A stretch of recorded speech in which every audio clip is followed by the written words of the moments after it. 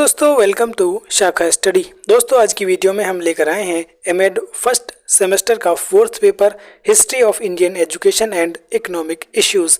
ये आपका चौधरी चरण सिंह यूनिवर्सिटी का पेपर है और 2022 में जो आपका एमएड फर्स्ट सेमेस्टर में एग्ज़ाम हुआ था उसका पेपर है। हालांकि जो 2022 वाले पेपर हैं वो आपके 2023 में हुए थे, जैसे अब 2023 वालों के पेपर 2024 में होंगे, तो इसीलिए यहाँ पर 2023 लिखा हुआ है। इससे आप बिल्कुल भी कंफ्यूज ना हो। यहाँ से रोल नंबर से आप देख सकते हैं, अगर 22 है तो इसका मतलब है कि 2022-24 सेशन वाले स्टूडेंट्स का फर्स्ट सेमेस्टर का पेपर है। ठीक है, तो history of Indian education and economic issues ये फोर्थ पेपर है और एक सेमेस्टर में आपके यहाँ पर 4 ही पेपर होते हैं। तो इन सभी पेपर्स की जो मैंने एक प्लेलिस्ट बना रखी है, सभी पेपर्स सीसीएस यूनिवर्सिटी के भी और अदर यूनिवर्सिटीज़ के भी आपको उस प्लेलिस्ट में मिल जाएंगे। एमएड फर्स्ट सेमेस्टर पेपर्स के नाम से आपको प्लेलिस्ट मिल जाएगी, जिसका लिंक डिस्क्रिप्शन में भी है और आप प्लेलिस्ट वाले सेक्शन में जाकर भी देख सकते हैं। तो चलिए देखते हैं। सबसे पहले very short answer type questions जो होते हैं, तो ये 5 होते हैं। इनमें से 5 आउट ऑफ 4 मतलब 4 आउट ऑफ 5 क्वेश्चंस आपको यहाँ पर अटैम्प्ट करने होते हैं, 5 में से कोई भी 4। पहला क्वेश्चन है, Wood's despatch is known as Magna Carta in Indian history of, मतलब Magna Carta in the history of Indian education. तो ये आपको कमेंट करना है। वुड के घोषणा पत्र भारतीय शिक्षा के इतिहास में एक महाधिकार पत्र के रूप में जाना जाता है। टिप्पणी लिखिए। दूसरा प्रश्न है, what do you mean by inclusive education? समावेशी शिक्षा से आप क्या समझते हैं? प्रश्न नंबर 3 है, राइट द ऑब्जेक्टिव्स ऑफ सर्व शिक्षा अभियान। सर्व शिक्षा अभियान के उद्देश्यों को लिखिए। क्वेश्चन नंबर 4 है, what are the advantages and disadvantages of private schools? निजी विद्यालयों के लाभ तथा नुकसान क्या हैं? और 5th क्वेश्चन है, discuss the importance of right to education in brief. शिक्षा के अधिकार के महत्व की संक्षिप्त विवेचना कीजिए। तो इन 5 में से कोई भी 4 क्वेश्चन आपको यहाँ पर करने थे। उसके बाद आता है हमारा सेक्शन दूसरा, सेक्शन बी, जिसमें आपके शॉर्ट आंसर टाइप क्वेश्चंस होते हैं और जिनका आंसर आपको 200 वर्ड्स में देना होता है। तो यहाँ पर 3 क्वेश्चन दिए हैं और उनमें से कोई भी 2 क्वेश्चन आपको करने हैं। एक क्वेश्चन वो आपका 8 मार्क्स का है।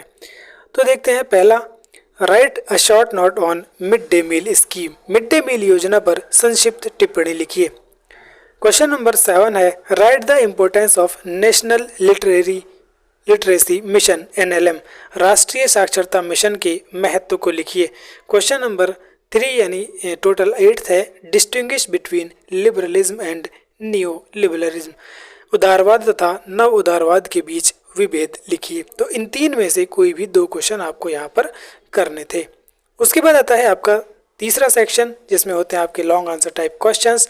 तो 5 क्वेश्चन में से कोई भी 3 क्वेश्चन यहाँ पर आपको करने होते हैं लॉन्ग में। तो देखते हैं लॉन्ग क्वेश्चन कौन कौन से पूछे गए थे।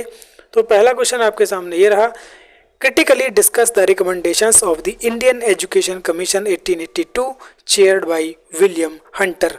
विलियम हंटर की अध्यक्षता में गठित भारतीय शिक्षा आयोग 1882 की सिफारिशों की आलोचनात्मक विवेचना कीजिए। क्वेश्चन नंबर 10 है, यानी इस सेक्शन का दूसरा, explain the objectives and recommendations of national policy of education 1986 in detail. राष्ट्रीय शिक्षा नीति 1986 के उद्देश्यों तथा सिफारिशों का विस्तृत वर्णन कीजिए। नेक्स्ट क्वेश्चन है, discuss the concept of economic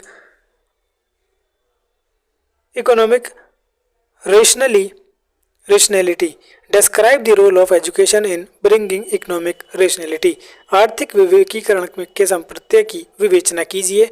आर्थिक विवेकीकरण लाने में शिक्षा की भूमिका की विवेचना कीजिए। क्वेश्चन नंबर 12 है और इस सेक्शन का चौथा, describe merits and demerits of autonomy in higher education. शिक्षा में स्वायत्तता के गुण तथा दोषों का वर्णन कीजिए। और क्वेश्चन नंबर 13 और इस पेपर का last question, analyse NCF 2005 in detail. राष्ट्रीय पाठ्यचर्या 2005 का विस्तार पूर्वक विश्लेषण कीजिए। तो इन 5 में से कोई भी 3 क्वेश्चन आपको यहाँ पर करने थे।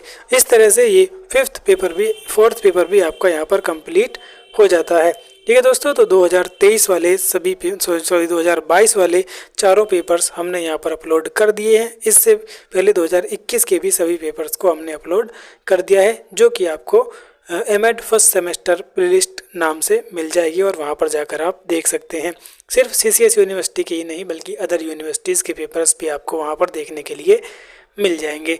तो उम्मीद है इन पेपर्स से आपकी काफ़ी हेल्प हुई होगी।